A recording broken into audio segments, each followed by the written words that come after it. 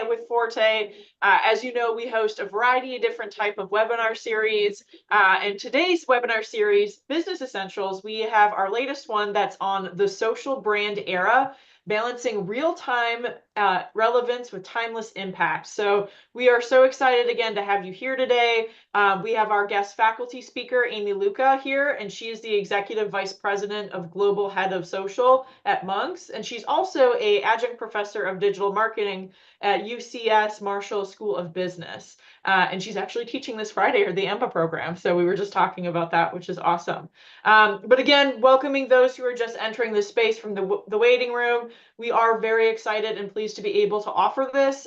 We think it's a very relevant topic that impacts a lot of working professionals right now. And so we really wanted to dive into this topic of social media. Oh, Amy, you have your hand raised. Is that on purpose? That was not on purpose.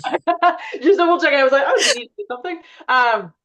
But speaking of which, very excited to have, again, Amy Luca here, adjunct professor of digital marketing from USC Marshall School of Business. I'm also joined today with Amy Orla from Forte. So she is the director of professional programs, and she'll be moderating a Q&A session. So how this is basically going to be structured is we'll start out with content that Amy Luca will present, and then we'll shift gears and move into answering any questions that you may have. So you'll probably notice at the bottom of your screen or the top, depending on where it's at in Zoom, there should be a Q&A box. So please, as you're listening to the content, as you're thinking about it, and you have any questions, feel free to put them in there, and then we'll wrap up around 12:45 Eastern time zone. So again, excited to spend these next 45 minutes together talking about social media and the brand era. So with that, I'm actually going to have Amy take it away. Awesome. And I will share my screen here. Alrighty. Welcome, everyone. Thank you so much for joining. Very excited to share this content with you today. It's near and dear to my heart. Actually, hold on one second. I just want to make sure I can see this. Alrighty. It's very near and dear to my heart. And I am the global head of social for Monks, which is a global marketing communications company. We specialize in marketing technology, marketing communications for some of the top Fortune 100 and 500 companies. So with that, we'll start the content, and we will, there I am. We'll skip that part. I think one of the things that we always start with is really talking about kind of the idea of the marketing funnel. So what is and what has changed?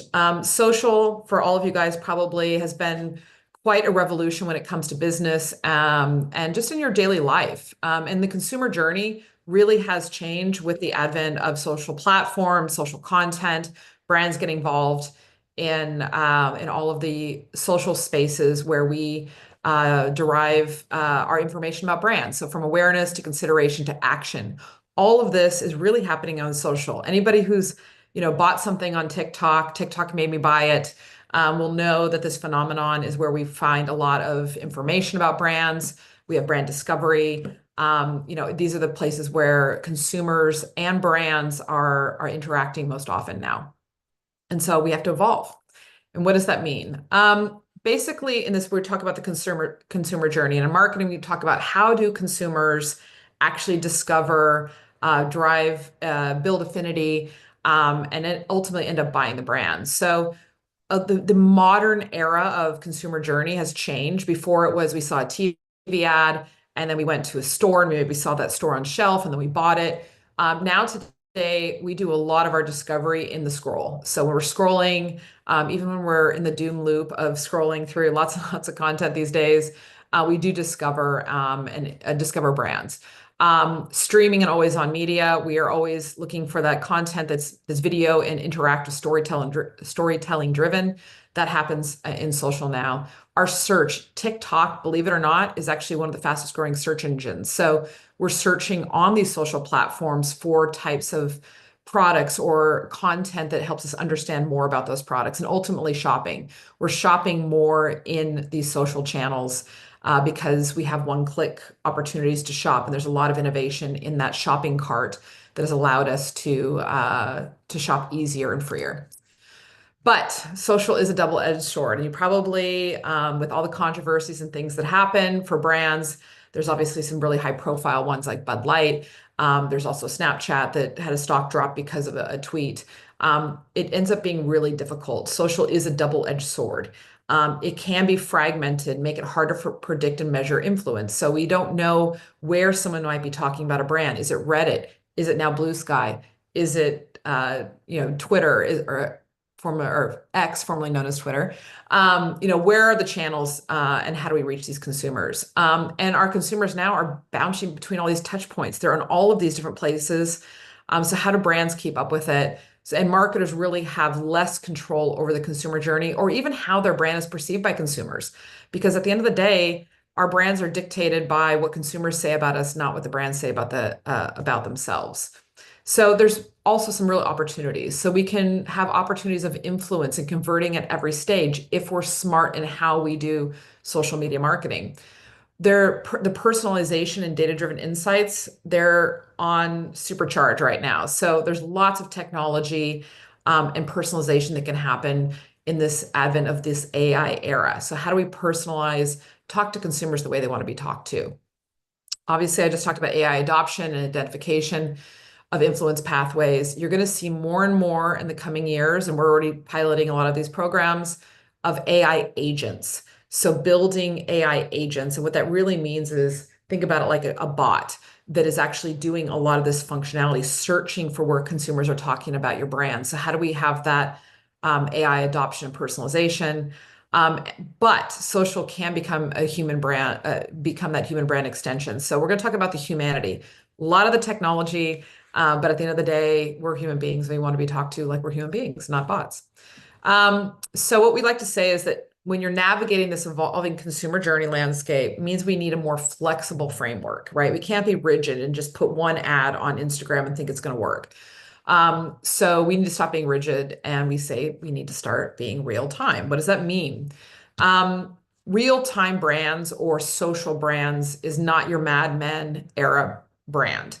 It's a brand that can move at the speed of culture and instead of the speed of internal processes. So anybody who's worked for brands and knows the IAT process or the integrated marketing team process knows that it can be cumbersome. It takes a lot of time for research, customer understanding, brand planning, content creation, and then ultimately that TV ad goes out. We have to move much faster than that.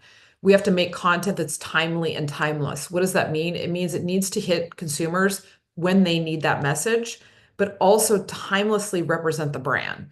The beauty industry has done a lot of marketing and social media, and sometimes they're not as timeless because they don't talk about the brand as much as they talk about the product need immediately. So think about seeing a brand talking about their lipstick as opposed to talking about what their brand stands for consumers.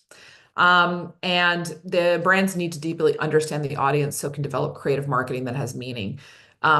All consumers are not monolithic. So it's not about soccer moms. Soccer moms are all very different. Soccer moms is not a category. It's not an interest level. So how do we have, interest of different segmentations of the consumer marketplace and talk to them in the way they want to be talked to? All this speed in real time is great, but speed without control is certainly dangerous and has caused a couple of issues in social media for brands, namely Chick-fil-A. There was a controversy there. You can look that up. I won't go into detail on that. Biore had some well-intentioned social media content, but it fell flat. So when we're moving at fast and speed, there can be some pitfalls that can get in the way of success. And at the end of the day, all this content, like brands just dumping content, made consumers think, what does this brand stand for? There's a meaning crisis. Why do I want to see all this content? Maybe I don't want to see all this content. So how do we, jump on a trend, but not feel like the brand is talking just to talk? How do we create meaning and connect with consumers and not just kind of dump content into the ecosystem? At the end of the day, it's getting harder and harder to break through. The platform rules are changing daily. Some of these logos you're seeing here, you may not have even known. Red Note popped up with the TikTok ban. The blue butterfly is Blue Sky. Lemonade is a sister to TikTok. Kick. We have a lot of emerging platforms starting to pop up. And so it is a little bit of a hot mess right now. What do brands have to do? What channels should they be on? Social media users are in multi-channel platforms. So, at the end of the day, we have to stay on top of the actual functionality of what's going on in that social ecosystem. Um, and we like to say that content vomit is not a strategy. You see a lot of brands right now just thinking they need to make more content and get out there so they can stay top of mind. It's not a strategy. And as a matter of fact, we truly believe that it won't create connections. It's going to add to the noise. And we as consumers, actually today are probably exposed anywhere from 7,000 to 10,000 different pieces of social content messaging on a daily basis. That's because we scroll through our feeds. We see things in digital on our websites. We're exposed to a lot of content. So the noise does not help. So how do we fix this? We want to build meaningful connections. How do we do this? We want to tap into the human advantage. This is where we take it back to being human, right? So we want to create these opportunities for people to connect with people, not logos, to make social impact across a number of business objectives. So it's well known that consumers will say human touch or feeling like they've been seen is extremely important to their loyalty. So they will stay loyal to a brand if they feel like consumers actually see them and have content that sees them. 60%, of purchasing decisions believe that human-centered content. So think influencer content. Think brands that have people talking about what the brand stands for in their content. They want to connect with people and human beings, not just bots and content. Awareness, audiences in social media are more likely to connect with up and coming brands if they're authentically engaged with. This is why we see a lot of these emerging brands coming out of nowhere because they're really good at talking to their audience on a one-to-one basis and building that awareness. And at the end of the day, the tech and human optimization, those things working together, is really important because at the end of the day, there's no way we're going to have an army of people that can do all this work. We have to have human and tech solutions that can make this happen for brands. So keeping it human is about generating social intimacy. So this is a topic and a concept. If you follow social media at all in brands, social intimacy is one of those things that we try to build with consumers on social media. So this feeling of closest connection. If any of you guys have followed Duolingo, the Duolingo character and the Duolingo content does a really good job of this. The audience is in on the jokes. They're involved, they're engaging, they feel a closeness to that brand. Sephora, which is actually one of our clients, that social channel does really well because we do a lot of content that is around really speaking to the audience and building that social intimacy and closeness and honesty between the brand and the audience. There's a few pillars that we talk about social intimacy. So as you're starting to plan any sort of brand campaign or content strategy for social or for your brand, there's a few pillars. So presence. It's celebrating the community, acknowledging their brand love in the comments. This is making sure the brand is not just posting a piece of content in social, but it's actually engaging with the fans of that content on and off the brand channel. So sometimes those comments and that information happens outside of the brand's social channel. And so how does the brand have presence in all of these places where people are talking about it? Understanding. So really digging into the data around the audience that's engaging with your content, your consumers, what do they want to see? How do they want to be talked to? What are the different cultural segments they're part of that we can actually start to participate in? Trust. By far the biggest thing right now in social media and probably in news and politics and everything is consumers do not trust what they see online. And so at the end of the day, the trust deficit can happen with one post. One post can change the trajectory of a brand if the brand is not honest. The truth is that being reliable and making sure that there's nothing, kind of behind the scenes, social media consumers and consumers in general, they will find out. So at the end of the day, you can't hide anymore. You have to be really trustworthy and honest. Brands make mistakes sometimes. There is a power in making sure that the brand, if they make a mistake or something doesn't come out as intended, they're just honest about it. Be unapologetic when it comes to being transparent. So that transparency is really, really important, and that's what builds trust with consumers. And then obviously the communication. Are you talking like a human or a corporation? The brand voice has to have some sort of human characteristics, even if it's written by AI. Train your AI to have a human voice so that it doesn't feel like a computer talking to them. This happens a lot in customer care when there are comments that are put into social media of, oh, there's an issue with your bill. It comes through as so automatic instead of human centered. So we always talk about making sure that every touch point, every communication is human centered. So um, there's a couple examples here. We're probably not going to go through too many of them just for the sake of time, but social intimacy is about being effective and meaningful to satisfy ultimately a business objective. Why are we doing this? We're not doing this because we're just trying to be altruistic. At the end of the day, brands are trying to sell more product, but they want to sell more product in a way that's meaningful. So IKEA, a lot of IKEA's content is being meaningful and present, showing people, showing in situ. It's very human, and that content is really is meaningful. Tide, building quality through relationships. P&G's brand Tide has done a really good job in social media about building. I mean, we're talking about detergent here, but they do talk a lot about how they impact everyday lives. There's obviously some humor here. We've got Jesse and Kelsey, which is always funny. Liquid Death is probably one of the brands that popped up out of nowhere. And we could call their tactic that they use is called emboldening companionship. So the audience and their consumers are in on it with them. They're part of the brand. They're speaking on behalf of the brand. They're co-creators. And it's definitely a brand that popped up out of nowhere with a really strong POV. Sephora is really about being collectively trusted. We're talking about skincare and makeup products. And Sephora as a brand, as an aggregator of all those products, has to become a really trusted brand because at the end of the day, we want consumers to buy whatever it is that we talk about, not because it's just Sephora talking about it, but because they trust that the brand would never bring something to them that isn't of value to them. And then the last one is Scrub Daddy. Scrub Daddy is actually really interesting because if you would have asked 3M, 2 years ago, if they had any competition, they would have said no. 3M, if you went to your grocery store, you saw all the sponges there. Most of the sponges, even all the different brands, were manufactured by 3M. And all of a sudden, Scrub Daddy came out of nowhere on TikTok Shop and blew up into a cleaning brand that is actually taking a lot of market share away from 3M. But that's because they were being vulnerable, close. They had a really good message. They used social media to power that message.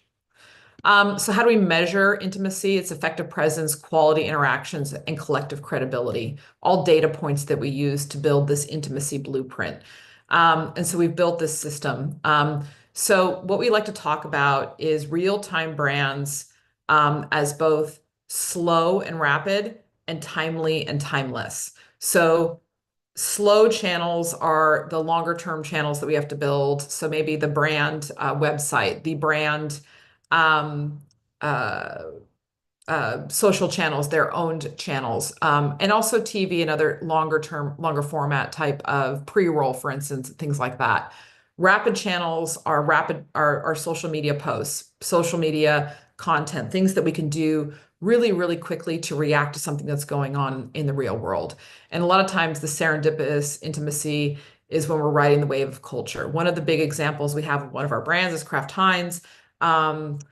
Kendrick Lamar came out with his new album. DJ Mustard was on it. If you haven't seen or heard of, there's a refrain in one of his songs where he screams mustard.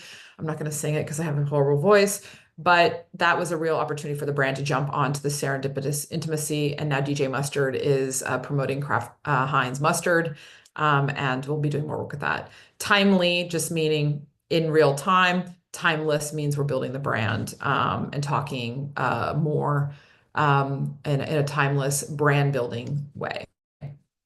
Riding the waves of culture just really means we're sparking an unexpected connection. So DJ Mustard, Kraft-Heinz is a great example of that.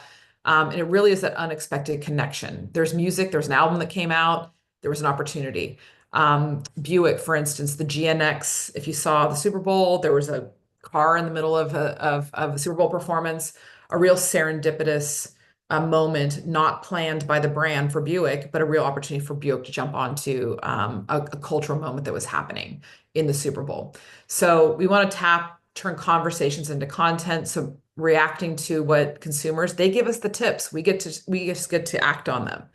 Let fans create for you. So put challenges out there. Get brand fans to help create that content, adapt on the fly, iterate products and content to roll at the moment. So maybe there's a special limited edition product that can be released in alignment with that cultural moment.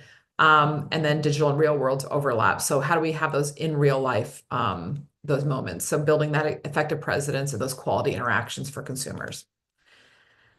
Example, Netflix Bridgerton, all the memes that came out of that, this was was serendipitous. Fans actually drove a lot of this, and it drove a lot of the conversation. Bridgerton, Netflix is a client of ours. All these serendipitous moments were one of the reasons why Bridgerton became such a hit. So they really jumped into meme culture that was being driven a lot by the consumers, or I should say the viewers themselves, because they were such a great fan base. So leveraging the power of what the fans were already doing. Progressive intimacy is about evolving and adapting, building trust, showing up consistently, letting fans create for you, adapting on the fly. So a lot of these are very similar, but at the end of the day, we want to evolve and progress that intimacy. It builds. So it's not something, oops, let me skip that. This is another example, Marriott Bonvoy, a partner with Betches. So this is about connecting to the next generation of female travelers. So Marriott Bonvoy tends to go after a lot of the business traveler mindset, or they're the older traveler. But at the end of the day, their growth is going to come from a younger audience. So how do you partner with people that actually are influencers and channels on social that can actually further the brand and amplify the campaign? So this is about going into a segment of their future demand space or their future audience, and making sure that that Marriott Bonvoy isn't just an awards program, but it's actually a community of people that are like-minded and can talk about things in a way that this audience likes to be talked to. So that's a more intimate way of discussing the offering that Marriott has. Steadfast intimacy, reliability, and trust. This is about showing up consistently, making sure that you have lasting formats, active listening, iteration, transparent communication. This is, one of the things from a timely perspective. One of the things that brands make a mistake on in social most often is not having consistency.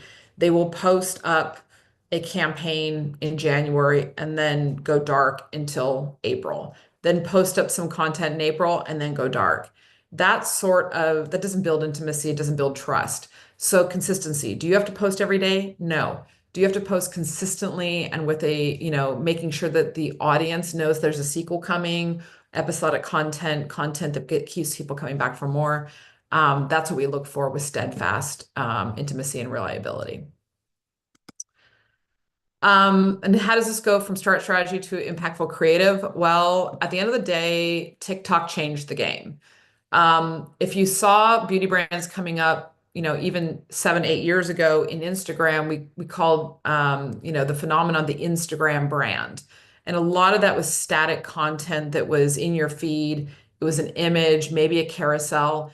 But then TikTok came and changed the game completely, because it wasn't about a brand having a list of followers and then just communicating to those followers. Creative became way more important on TikTok. So one of the things people don't realize on TikTok is that it's very different in terms of discovery than most social networks. So most social networks connect with people by subscribing or following to being part of that community. Brands have to encourage people to follow the brand, not on TikTok.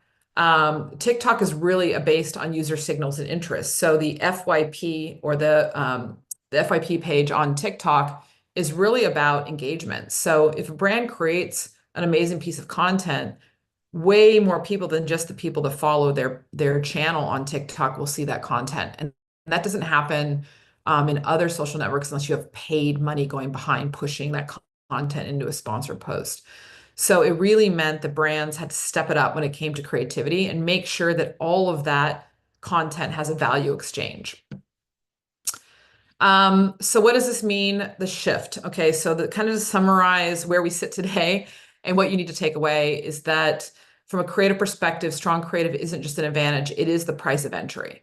So making sure that you have a really strong creative strategy that is building that intimacy, that is not just content vomit, that actually is content that is entertaining, engaging, possibly educating. But at the end of the day, the creative expectation in social media, the bar is much higher today.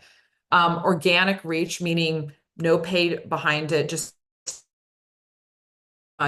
you're earned, not given. So it must be inherently shareable. So why, one of the mantras I tell my team all the time when they're making a piece of content or campaign, I said, why do I care? Why would I share? What does it say about me? Why would I care as a consumer that I see this content?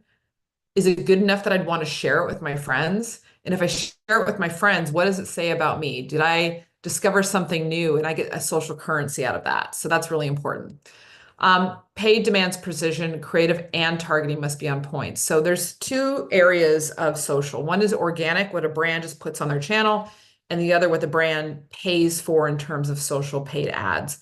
And once again, creative and targeting is really, really important because you guys have probably all experienced getting on your Instagram feed and seeing a sponsored post or a paid post from a brand. You're like, why did I get this? And why do I even care about this content? So making sure that the targeting is really precise also saves money for brands because you don't want to have people that aren't interested in your product or brand seeing your ads. And then influencers will continue to be and always be a very important part of this. Influencer approaches need to shift with the times. This means that we're not just hiring influencers to be a media channel. We're hiring influencers to talk to their community about the brand in the way that builds the brand, not just builds clout for the influencer. So what that means is that we want to make sure that the briefs and the creative executions that influencers are doing on behalf of a brand actually are both timely and timeless. They're timely because it's something that their audience really would be interested in seeing. And it's timeless because it's actually building the brand, not just promoting a product. As we say, it's not just pay to play, or the even worse term is spray and pray. Hire a bunch of influencers and just spray out the content and hope it works. But influencers will continue to be a massive part of the strategy for any brand that is building their brand in social. So that was a lot to cover in a very short period of time. And I know I talk fast, and we also covered a lot of topics. But if you take one thing away, I think it's that, social is here to stay. Most brands, even if you're a B2B brand, and you're using B2B social channels, if you're a consumer brand, at the end of the day, consumers, where we're going to reach them effectively, and where we're going to build our brands it will be in social. So thank you very much for your time and attention today. Yeah, Amy, that was amazing. Thank you so much. I have pages of notes already.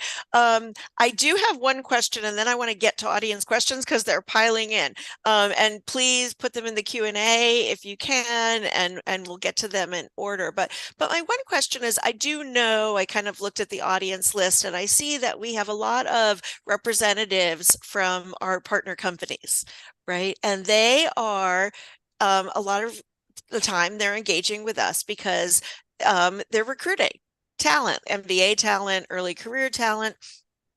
Question for you. You talked a lot about brands and from a marketing perspective, first of all, it seemed like, you need to be everywhere all at once and also very individualized, right? Have you been engaged or have you worked with firms that are doing kind of the same thing, but from a hiring, trying to attract talent, not purchasers of a product, but talent? I mean, that is probably one of the, we Monks is about 7,000 employees around the world. My social team is about 1,200. So believe me, talent recruitment is top of mind all the time. Yeah, I mean, actually, I think social media for talent recruitment becomes super important because where's the first place that someone is going to go look to find out about the company? It's probably not the website. That's probably secondary. The first place they're going to go is search through that company's LinkedIn profile and find out all the content that their executives, that the company is putting out about, and to see whether that's the type of company that they'd want to work for. And I think so there are definitely professional areas of social media and recruitment that are really, really key. I can speak for our own company, and we do a couple of we'll call it we do work a little bit in the defense industry. So social media recruitment, say for the military, for instance, becomes super, super important. But all of that is about that brand building and that social intimacy is what does it feel like? What does it sound like? What does it look like to work for the company? And how do you share that on social media to make people really realize that, hey, this is the culture of the company is really what I want to join or be a part of. And so that becomes super important. Social media for recruitment is extremely important. Interesting. I love that. Thank you. And then out of fairness for I see that we have some MBA students listening and probably people that are considering their MBA. So out of fairness, I want to ask one question for them, which is because everything is evolving so quickly, how can if you're pursuing education today, right, how can you best prepare yourselves? Because right now we're seeing influencers that don't even have MBAs, right? But we also know those skills are really important. So how can you prepare yourself to be a valuable employee in this arena? That's a really, really good question. I think I'll speak from the value. I'm about to start teaching on Friday in the EMBA, and the question is that still valuable? And I would argue yes. And there's a couple of reasons. Yes, I would say that, Gen Z and Gen Alpha coming up now, one of the top career ambitions is to be a social media influencer or content creator. But the thing is that's a business, right? It's not just a hobby. And you may start with a hobby of creating content and you may be very, very good at creating that content. But at the end of the day, if you look at the biggest influencers, Mr. Beast and some of these other big juggernaut content creators that became super famous, they have to run a business. So how do you become really valuable? You have to understand the fundamentals of how businesses run, how communication happens. All of these frameworks get employed in a social media career. But at the end of the day, social media, and I'll give you a little bit of my personal experience. When I started my career, and I'll date myself, in 2000, that was at the beginning of the dot-com bust, right? My job that I have today did not exist. Absolutely did not exist. So I couldn't have gone to school to do the job that I'm doing right now. But management, organizational skills, communication skills, business, finance skills, all of those things become more and more important as you become part of the business community. Whether you are a community manager working for my company right now, making content for community, where's the career trajectory? You can't be a community manager I mean, I guess you wanted to be for your whole life, but what I counsel the kids on that work for me is like, hey, at the end of the day, like you have to look for that next step. That next step is in managerial roles. That next step is in client account management. Those are business professional skills you have to develop. And the best place to learn that is in a educational environment that can teach you the frameworks and the fundamentals. And then internships become super important because at the end of the day, it's doing, it's learning, it's practicing the discipline. Thank you. Yeah, that's very helpful. Okay, so one of our audience members had a question. What are some supplement companies that do social well from your perspective? Oh boy. I would have to come back to you on that. I don't know off the top of my head, mostly probably because I don't have any clients in that sector.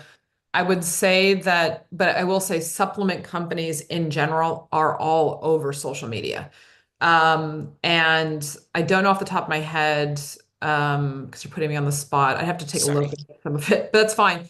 But yeah, supplement companies, everything from, I think right now, I don't know, there's a lot of vitamin and supplement companies that spend a lot of money on social media, because at the end of the day, those end up being those almost impulse buys. So TikTok Shop has, I know I've been, and I'm having a hard time recalling any of the brands right now, but TikTok Shop is selling a ton of direct to consumer supplement brands. Instagram has been really popular for a long time, but yeah, I'm sorry, I don't have any off the top of my head, which No, is that's and honestly, when I was reading this, I'm like, supplement companies. I can't even think of one brand name for a supplement right now. So I'm right there with you.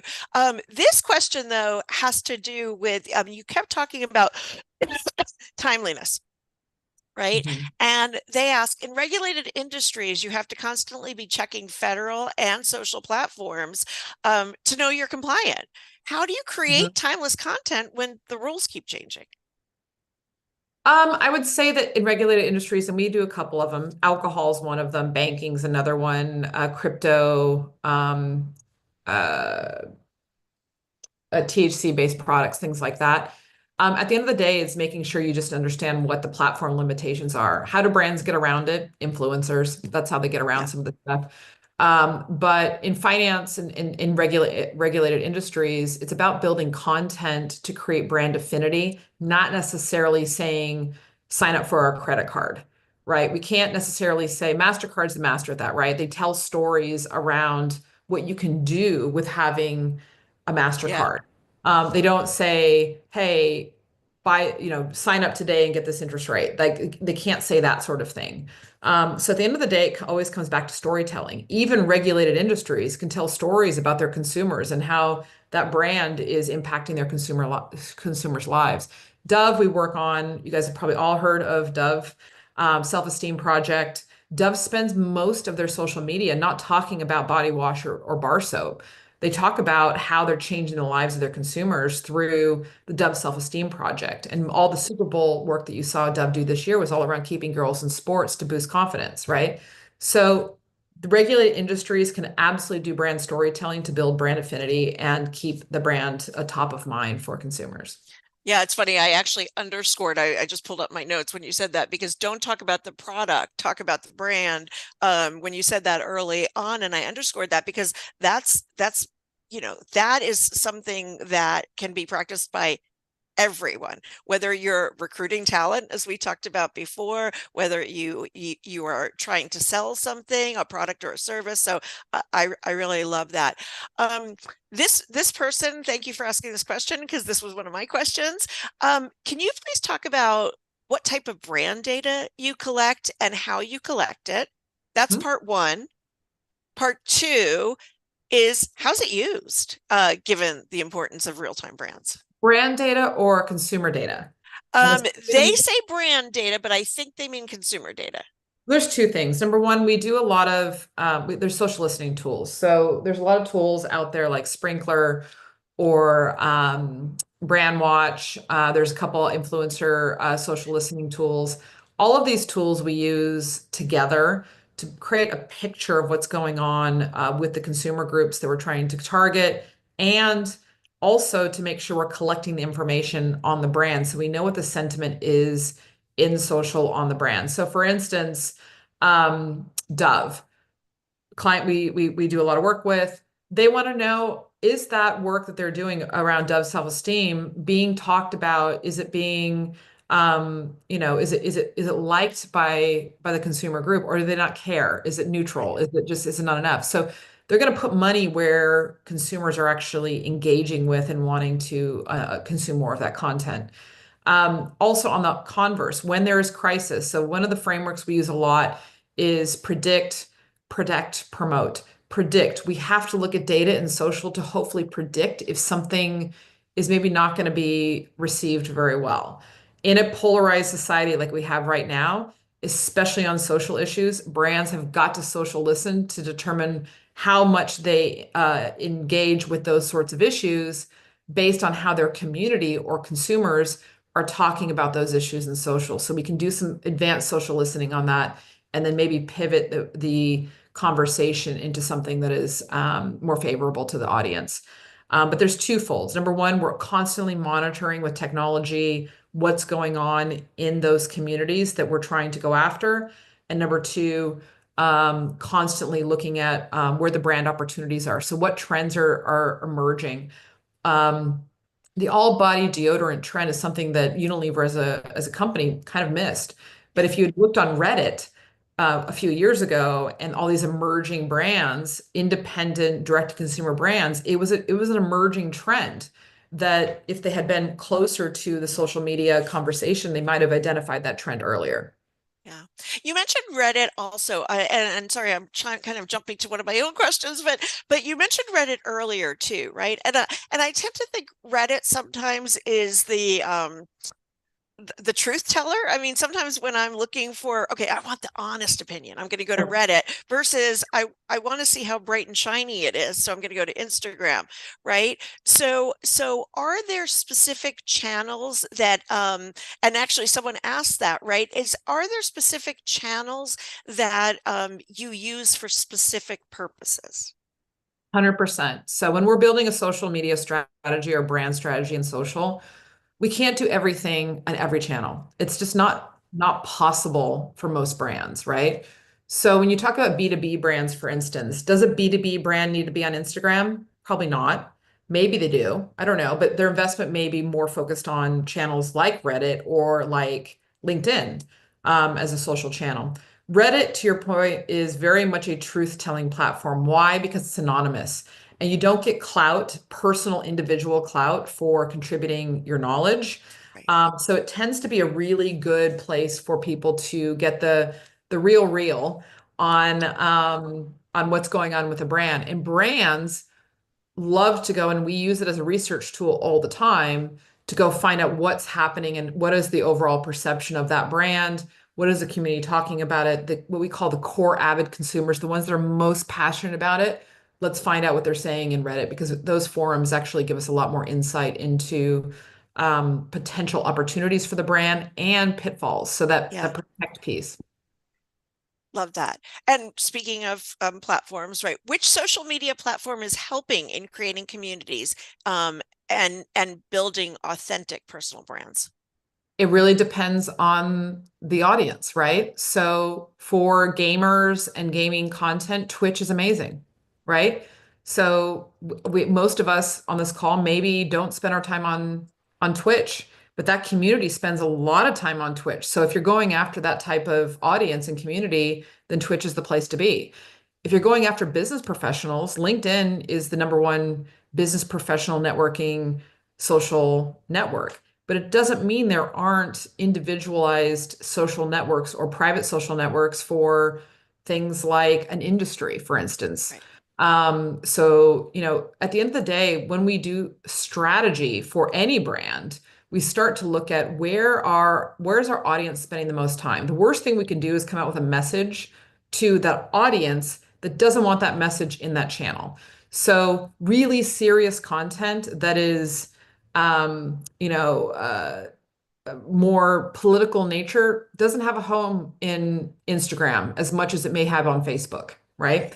So at the end of the day, it's also the mindset of the consumer. They may be on Facebook, they may be on X, they may be on Instagram. But when I go to Instagram, I don't want to see Yeah. political conversation, right? I go to Instagram for a different purpose. So making sure that you're building your strategy around the intent of why that person went to that social network for content is really important. Otherwise, it's like you're showing up in a costume at a black tie party, and everyone's like, "Why are they dressed in a costume?" Like it doesn't fit the Right. the occasion. Well, Amy, I think your students are going to be loving your class that's starting Friday. I want to ask Alexia to come back. Alexia, are you on Twitch, by the way? I'm not actually, which is Okay, surprising to a that lot of is people who know me because surprising. I am a gamer. I, that surprised me. Yeah, I No, was but I going to know say, Twitch really well. I Yeah. was going to say, speaking of Twitch, here's Alexia. Yeah. So it's a good thing I asked. Alexia, I know you want to wrap up, and before we do our final thank you to Amy. Yeah, definitely. I mean, in general, thank you so much, Amy, for like sharing this content, sharing your knowledge, your experience with our audience. I think Amy and I, other Amy, and I, like have learned a lot, and I think our audience has as well. So Yeah. again, thank you so much for your time.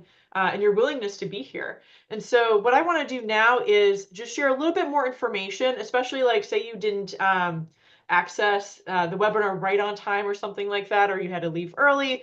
So what I want to share right now is just like more information on next steps. So things that you can be doing to be able to get more content from Forte. So for the Business Essential webinars and all of our webinar series, we actually will post an available on-demand video for you. So you just kind of go to our website under professional development. We have that list there. So you'll be able to access that there. So if you want to come back to this content, you definitely can do so. We also have a couple of webinars coming up. So the next one that's coming up is on April 15th next week. And it is navigating difficult conversations, talking it out. So some strategies around that. We know that a lot of business people, especially thinking of things like layoffs and stuff like that, managers may be having difficult conversations. So we're hoping it's very timely content for our audience there. Another one I want to mention is unlocking talent. So this is best practices for attracting top talent. So this one is more for professionals that might be hiring, is what I would say, or in a position to look at how you want to grow your specific team. So we actually have a panel coming up on April 23rd. So feel free to register on our website if you're interested in that. And then the last one I want to mention is our next Business Essentials, which is going to be talking about negotiating as a woman and navigating those tensions. So, and that will be with Georgetown University. Very excited for that as well. So with that, I'm going to stop sharing my screen. And we are going to officially conclude today. I know we're a minute over, so thank you all again for your time here today. And if you ever have any questions for Forte, definitely feel free to reach out. And let me just add that, and Amy, not only do we thank you for your time, do we thank USC Marshall for introducing us and for sponsoring this. But Amy was nice enough for all of our professional members. She created a one-pager which has all of the relevant content that will be available. I'm going to say, give us a week. We're going through a web migration right now. Give us a week and that will be available for all professional members and professional access pass holders. So Amy, thank you so much. Thanks to USC Marshall.